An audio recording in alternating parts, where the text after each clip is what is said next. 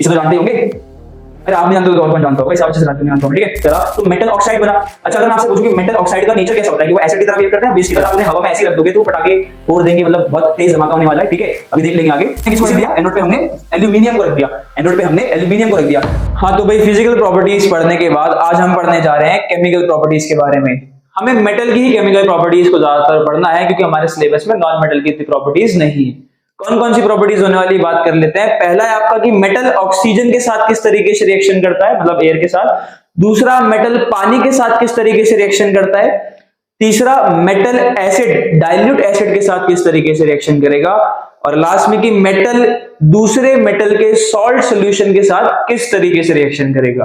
For example, एक तरफ है आयरन और एक तरफ है आपका कॉपर सल्फेट, तो आयरन कॉपर सल्फेट के साथ रिएक्शन करके क्या बनाने वाला है वो हम देखेंगे आज की वीडियो में, ठीक है। तो चलिए शुरू करते हैं बिना किसी देरी के।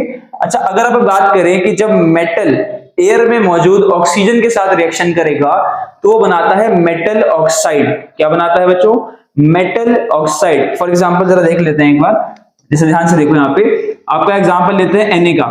अगर Na ऑक्सीजन के साथ रिएक्शन करता है, ठीक है, O2 ऑक्सीजन के साथ रिएक्शन करता है तो क्या बनाने वाला है, सोडियम ऑक्साइड बनाने वाला है। क्या बनाने वाला है, सोडियम ऑक्साइड। क्या, सोडियम ऑक्साइड। बढ़िया, थोड़ा बैलेंस कर लेते हैं, बैलेंस नहीं है मेरे ख्याल से। अभी यहाँ पे 2 लगा दीजिए, ठीक है, यहाँ 2 लगाएंगे आप तो यहाँ पे आ जाएगा आपका 4, ठीक है। तो अब ये बैलेंस हो चुकी है। कुछ इस तरीके से रिएक्शन होगी मेटल की, जब वो ऑक्सीजन के साथ रिएक्शन करेगा तो वो बनाएगा एक मेटल ऑक्साइड, ठीक है। अभी डिपेंड भी करता है मेटल कैसा रिएक्टिव है, कितना रिएक्टिव है, ज्यादा या कम या मीडियम, वो हम देखेंगे, ठीक है।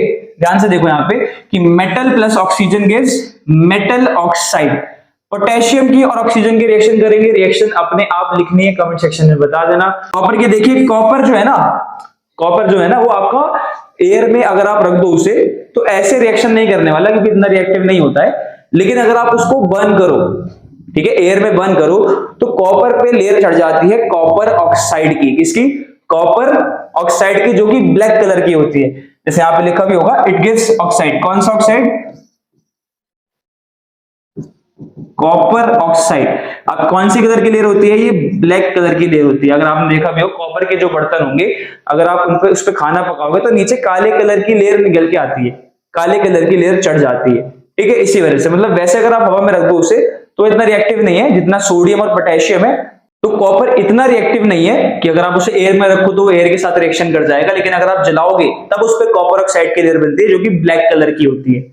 सोडियम पोटेशियम की बात करें तो वो काफी ज्यादा रिएक्टिव होते हैं अगर आप वो करके रखते हैं। किसमें, केरोसिन ऑयल में। अपने लैब्स में जाके देखना, वहां पे आपको सब पता लग जाएगा।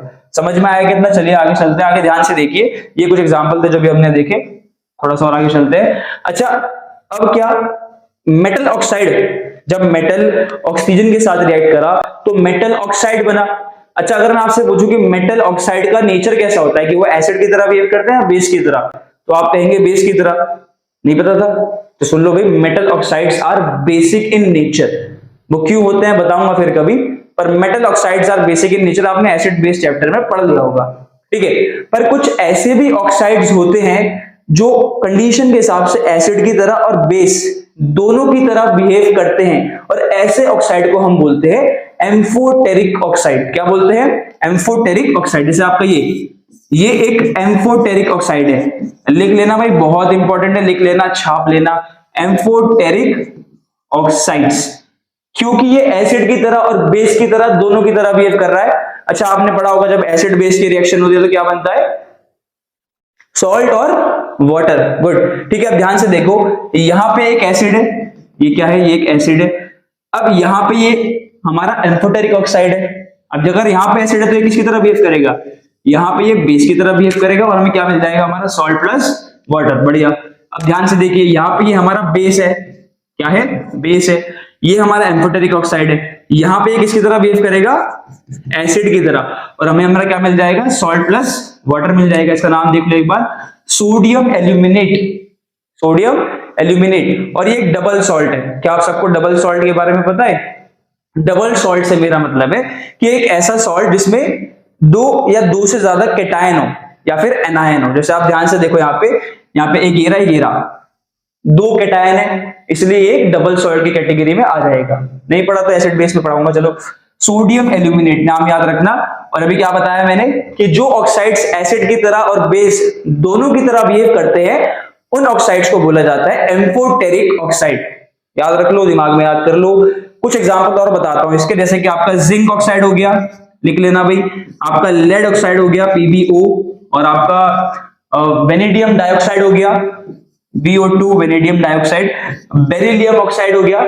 ठीक है, ये भी आपके क्या होते हैं सारे के सारे, ये आपके एम्फोटेरिक ऑक्साइड के एग्जांपल्स है, याद करने बहुत जरूरी है। चलिए आगे बढ़ते हैं, आगे बढ़ते हैं। अच्छा, most metal oxides are insoluble in water. ज्यादातर मेटल ऑक्साइड्स क्या होते हैं, पानी में इनसोल्यूबल होते हैं, मतलब पानी में डिसॉल्व नहीं होंगे, पर कुछ हो जाएंगे, कुछ हो जाएंगे। और अगर कुछ मेटल ऑक्साइड्स पानी में डिसॉल्व हो जाते हैं तो वो बनाते हैं मेटल हाइड्रोक्साइड्स। क्या बनाते हैं, मेटल हाइड्रोक्साइड, मतलब बेसिकली एल्कलीज बना देते हैं। एल्कलीज पता है ना, एल्कलीज मतलब सोल्यूबल बेसिस, वो बेसिस जो भूल जाते हैं। ध्यान से देखो, यहाँ पे कुछ एग्जांपल दे रखे हैं आपके, ये रहा सोडियम ऑक्साइड, ये रहा पोटेशियम ऑक्साइड। पानी के साथ रिएक्शन कराओगे तो क्या बन जाएगा, सोडियम हाइड्रोक्साइड और पोटेशियम हाइड्रोक्साइड। देखो, ये पानी में भी इनसोल्यूबल है कि नहीं है, अबे नहीं है, तभी तो बना रहे हैं वो। ये पानी में सोल्यूबल है तो पानी के साथ डिसॉल्व होकर क्या बना लेते हैं, एल्कलीज बना लेते हैं। देखो, ये आपकी एल्कली है, सोल्यूबल बेस है अच्छा खासा, ये भी आपका एल्कली है, सोल्यूबल बेस है। ये रिएक्शन भी याद रखना, भी रिएक्शन बहुत जरूरी है इस चैप्टर के अंदर। ठीक है, आगे देखो, थोड़ा रिवीजन करते हैं। सोडियम और पोटेशियम ऐसे मेटल है जो कि बहुत ज्यादा रिएक्टिव है। बहुत ज्यादा रिएक्टिव होने का मतलब है कि अगर आप उन्हें एयर में रख दोगे ऐसे के ऐसे ही, तो वो बहुत विगरसली, बहुत फास्ट तरीके से रिएक्ट करेंगे, एक्सप्लोजन हो जाएगा और आग पकड़ लेंगे। वही लिखा हुआ है आपके सामने। अच्छा, मैग्नीशियम, एल्यूमिनियम और जिंक, मैग्नीशियम, एल्यूमिनियम और जिंक, ये आपकी रिएक्टिविटी सीरीज आप पढ़ोगे आगे, उसमें मीडियम रिएक्टिव होते हैं। ठीक है, तो इनके ऊपर क्या होता है, इनके ऊपर ना, जैसे अगर आप इन्हें हवा में रख दो तो इनके ऊपर ना एक ऑक्साइड की लेयर चढ़ जाती है, इनके ऊपर एक ऑक्साइड की लेयर चढ़ जाती है जो इनको फर्दर कोरोजन होने से बचाती है, जो इनको फर्दर कोरोजन होने से बचाती है। ठीक है, अच्छा, इसी चीज का इस्तेमाल करके एक प्रोसेस जो आपको पढ़नी है उसका नाम है एनोडाइजिंग प्रोसेस। क्या नाम है, एनोडाइजिंग प्रोसेस। तो होता क्या है, एग्जांपल ले लो एल्यूमिनियम का। तो एल्यूमिनियम क्या है, मीडियम रिएक्टिव है, इसके ऊपर एक ऑक्साइड की लेयर चढ़ जाएगी। ठीक है, अब वो लेयर थोड़ी पतली सी होती है।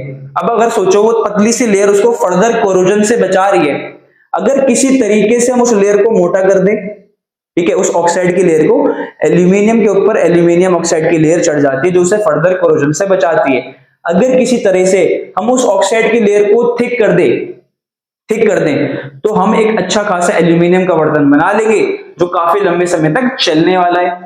ठीक है कि नहीं, तो इसी प्रोसेस को हम करते हैं और इस प्रोसेस का नाम होता है एनोडाइजिंग प्रोसेस। अब इसमें क्या करते हैं, इसमें ना हम एनोड पे एल्यूमिनियम की स्ट्रिप को रखेंगे, ठीक है, और उसको हम डालते हैं डाइल्यूट सल्फ्यूरिक एसिड के अंदर, एसिड के साथ उसका इलेक्ट्रोलिसिस करते हैं। ये सब आपने पढ़ रखा होगा क्या होता है, एक बार देख लो यहाँ पे, एक बार देख लो, ये देखो डाइल्यूट सल्फ्यूरिक एसिड है, ठीक है, यहाँ पे इलेक्ट्रोलिसिस कर रहे हैं। एनोड पे हमने किसको रख दिया, एनोड पे हमने एल्यूमिनियम को रख दिया, एनोड पे हमने एल्यूमिनियम को रख दिया। तो जब आप करंट को पास करोगे तो ये सॉल्यूशन टूटेगा यार। ठीक है, अब होता क्या है कि इसमें से ऑक्सीजन निकल के, क्या निकल के, इसमें से ऑक्सीजन निकल के एनोड पे आएगी। जानते हो ना, एनोड पॉजिटिव होती है, इसीलिए एनोड पे हमने एल्यूमिनियम को रखा है। तो इसमें से ऑक्सीजन निकल के कहां आती है, एनोड पे, एल्यूमिनियम पे। तो होता क्या है कि यहाँ पे धीरे धीरे करके ऑक्साइड की लेयर चढ़ जाती है, वो ऑक्साइड की लेयर हम काफी थिक कर सकते हैं, जिसकी वजह से बाद में उसे पॉलिश करके हमने एक बढ़िया अच्छा खासा बर्तन बना लिया जो काफी लंबे समय तक चलने वाला है। बर्तन या कुछ भी कह लो, कुछ एल्यूमिनियम की डिवाइस चीज बना ली जो काफी लंबे समय तक चलेगी। और इसी प्रोसेस को बोलते हैं एनोडाइजिंग। क्या बोलते हैं बच्चों, इसी प्रोसेस को बोलते हैं एनोडाइजिंग। छाप लो दिमाग में, याद कर लो, काफी इंपॉर्टेंट है। ठीक है, बढ़िया। अगर आ गया समझ में तो आगे चलते हैं। आगे ध्यान से देखिए, सेकेंड रिएक्शन, इसे तो जानते ही होंगे। अरे आप नहीं जानते तो और कौन जानता होगा, इसे आप अच्छे से जानते होंगे। ठीक है, तो यहाँ पे ये मेटल पानी मांग रहा है। कहने का मतलब क्या है कि अगर मेटल पानी के साथ रिएक्शन करेगा, थोड़ा सा देख लेते हैं, अगर मेटल पानी के साथ रिएक्शन करेगा पानी के साथ रिएक्शन करेगा तो बनेगा एक मेटल ऑक्साइड। क्या बनेगा? Metal oxide. अगर वो सोल्यूबल है, अगर वो सोल्यूबल है तो पानी में रहेगा और क्या बना लेगा? क्या बना लेगा? अभी पीछे बढ़ा, पीछे बढ़ा, पीछे बढ़ा। क्या बना लेगा? Metal hydroxide. गुड। क्या बना लेगा? Metal hydroxide. Metal hydroxide. ठीक है, बढ़िया, गुड।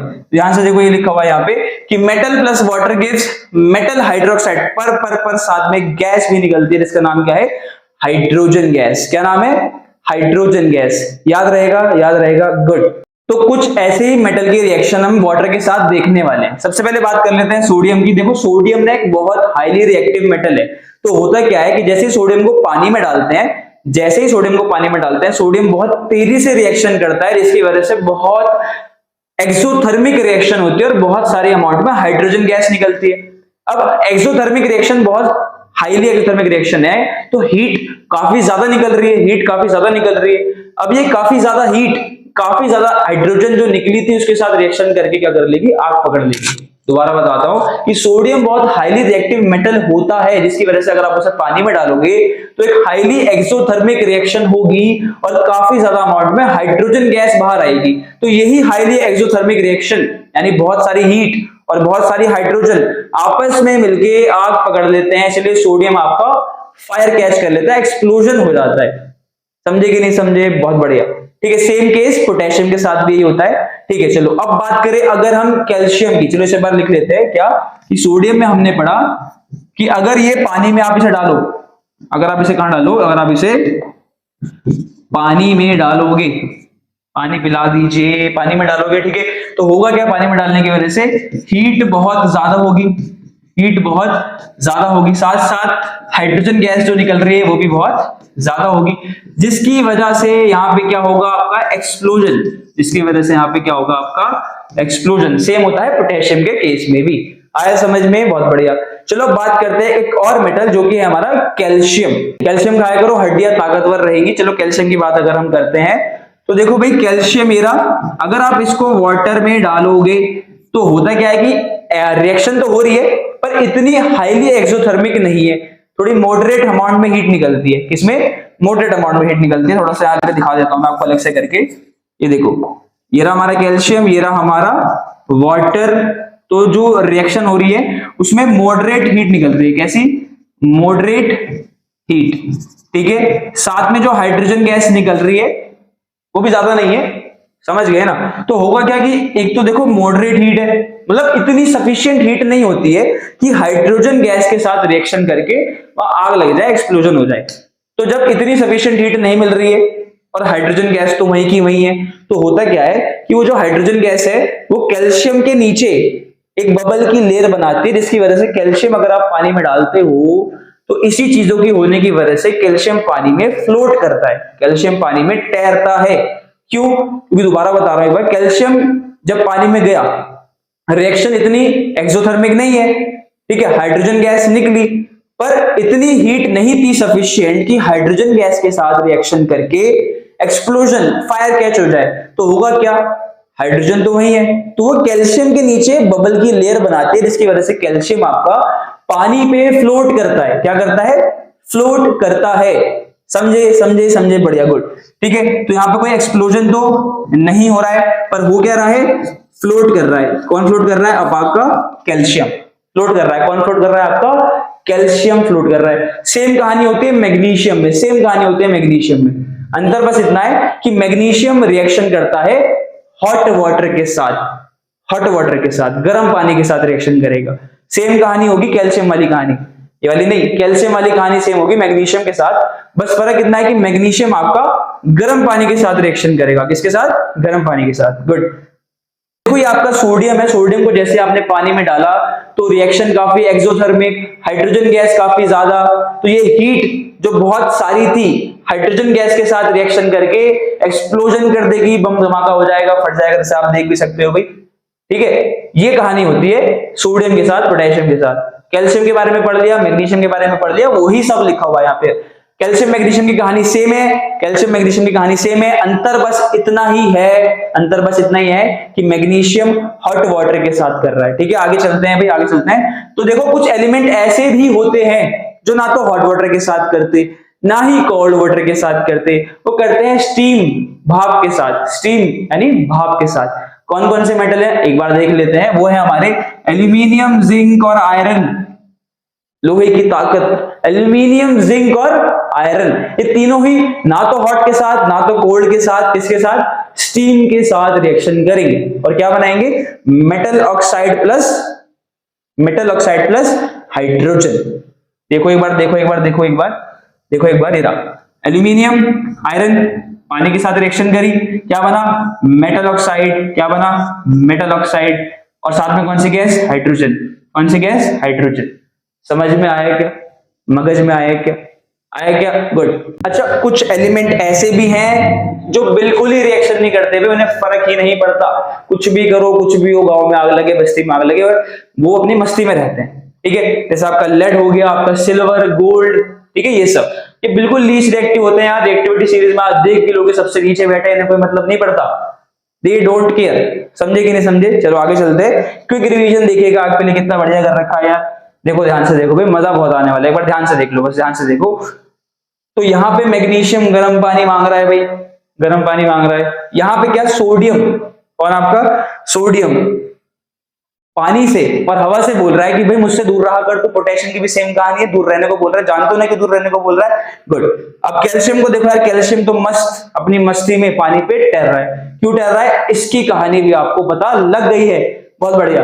चलिए आगे चलते हैं, वेरी गुड, आगे बढ़ते हैं अपना नेक्स्ट टॉपिक पे। थोड़ा सा और रिवीजन है यहाँ पे। चलो इसका आंसर मुझे आप सभी करोगे, आप सब करोगे, कमेंट सेक्शन में इनके आंसर आ जाने चाहिए। जैसे रिएक्ट विद कोल्ड वाटर, कौन कौन है, सोडियम, पोटेशियम, कैल्शियम।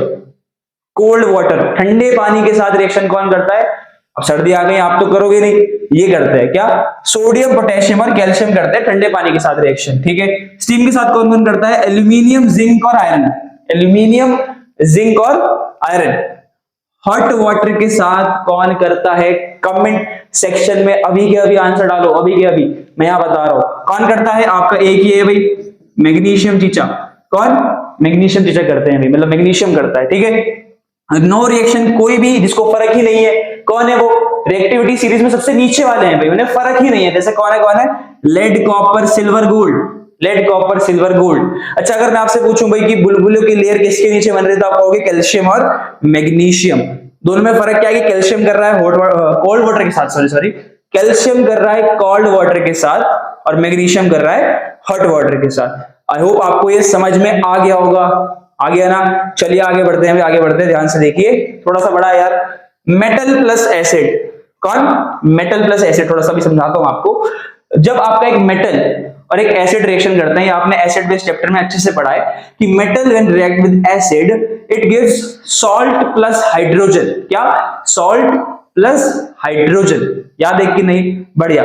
चलो, लेकिन ना होता क्या है, एक एक्सेप्शन आता है, क्या, कि जब मेटल नाइट्रिक एसिड के साथ रिएक्शन करने जाते हैं, डाइल्यूट एसिड पढ़ रहे हैं, याद रखना कि जब मेटल नाइट्रिक एसिड के साथ रिएक्शन करने जाते हैं तो कोई हाइड्रोजन गैस रिलीज ही नहीं होती है। क्या, एक बार लिख के बताता हूं, क्या, देखो यहां पे,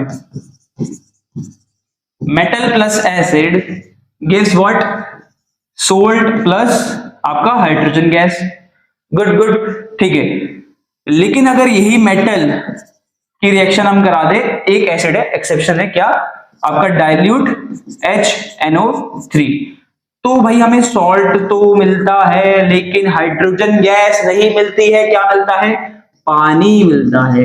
अबे ये क्या हुआ, अबे पानी कहां से आ गया। चलिए बात करते हैं। देखो होता क्या है ना कि ये ना आपका बहुत स्ट्रॉन्ग ऑक्सीडाइजिंग एजेंट है। क्या है, स्ट्रॉन्ग ऑक्सीडाइजिंग एजेंट। जानते हो ना क्या होता है, chapter 1 oxidizing agent, reducing agent. थोड़ा बता देता हूं, ऑक्सीडाइजिंग एजेंट का मतलब है कि ये सामने वाले को अपनी ऑक्सीजन देके, सामने वाले को अपनी ऑक्सीजन देके सामने वाले का ऑक्सीडेशन करा देता है। ठीक है, सामने वाले को अपनी ऑक्सीजन देके सामने वाले का ऑक्सीडेशन करा देगा और क्या बन जाएगा, एक बहुत बढ़िया ऑक्सीडाइजिंग एजेंट। तो ये HNO3 जो है ये स्ट्रॉन्ग ऑक्सीडाइजिंग एजेंट है, जो कि हाइड्रोजन गैस जो निकल रही थी, मतलब जो निकलती इसके अंदर, उसको तुरंत ऑक्सीजन पकड़ा देता है, तो वो H2O बन जाती है। ये देखो ये बन गई ना, H2O बन जाती है। और ये खुद किस में रिड्यूस हो जाता है, ये खुद बन जाता है यहाँ पे आपका NO बन जाएगा, या तो NO2 बन जाएगा, कुछ भी बन जाएगा, नाइट्रोजन ऑक्साइड या नाइट्रोजन डाइऑक्साइड, नाइट्रोजन ट्राइऑक्साइड, कुछ भी बन जाएगा। तो ये कहानी होती है, एक एक्सेप्शन है जो आपको याद करने पड़ेगा। आई होप आपको समझ में आ गया। देखो एक बार देख लो क्या metal plus acid gives salt plus hydrogen, लेकिन एक एक्सेप्शन है क्या, HNO3 क्या मिलेगा, सॉल्ट, हाइड्रोजन नहीं मिलेगी, पानी मिलेगा, पानी, क्योंकि एक स्ट्रॉन्ग ऑक्सीडाइजिंग एजेंट है। हाइड्रोजन जो निकलने वाली थी उसको तुरंत ऑक्सीजन पकड़ा दी, तुरंत पानी बन गया और खुद रिड्यूस हो गया किसमें, खुद बन गया क्या, NO। क्या बन गया बच्चों, NO, नाइट्रोजन ऑक्साइड। समझ में आया क्या, बढ़िया। अब ध्यान से देखो यहाँ पे, अच्छा एक और एक्सेप्शन, भाई chemistry is all about exception यार। पर फिर भी दो धुरंधर ऐसे हैं, दो धुरंधर यानी दो मेटल फिर भी ऐसे हैं, आपका मैग्नीशियम और आपका मैंगनीज, मैग्नीशियम और मैंगनीज, जो कि HNO3 के साथ रिएक्शन करके भी हाइड्रोजन निकाल देते हैं। दो धुरंधर ऐसे हैं भाई, उन्हें कोई मतलब नहीं है कि कोई भी एसिड हो, वो फिर भी हाइड्रोजन देंगे ही देंगे, ठीक है। यानी दो एक्सेप्शन, दो मेटल ऐसे हैं मैग्नीशियम और मैंगनीज, जो कि HNO3 के साथ रिएक्शन करके भी हाइड्रोजन गैस इवॉल्व कर देते हैं। तो ध्यान से याद कर लेना भाई। देखो ये रहा आपका मैंगनीज का सिंबल Mn, ये रहा आपका मैग्नीशियम। रिएक्शन आपके सामने है भाई, देखो मैग्नीशियम क्या बन रहा है, कमेंट करके बताना, ठीक है। तो ये आपकी रिएक्शन थी मेटल और एसिड की। आई होप आपको समझ में ये भी अच्छे से आ गई होगी।